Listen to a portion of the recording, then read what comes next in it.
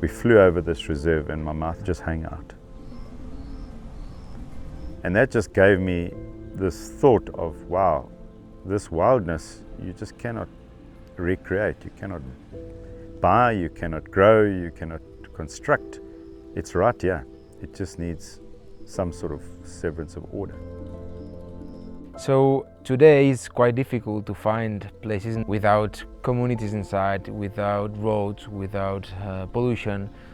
And Loziba is one of these areas.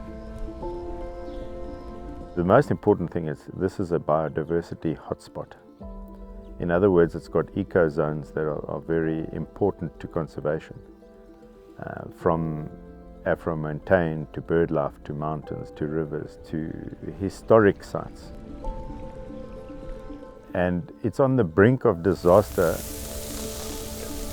because of people not using the land sustainably. It's in threat of being neglected and being mismanaged. We'll have animals that they are critically endangered and need habitats like these ones. I feel if we don't protect this land, this piece of paradise will capitulate into a barren piece of land, like some of the landscapes that we find in Africa.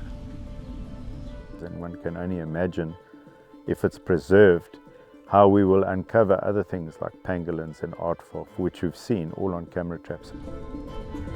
The biodiversity is around us.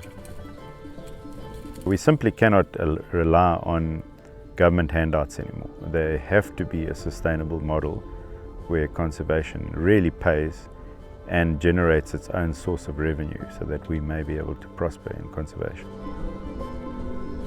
We think that it's very important to protect this area. We want a bigger, a greater reserve. We want a protected space for us, not only wildlife, but also for people to be able to gain the ecosystem services that an entire reserve creates. There is no way to live without wildlife protection or without the environment. It's all working towards a very common goal, and that is working together in a major landscape of conservation.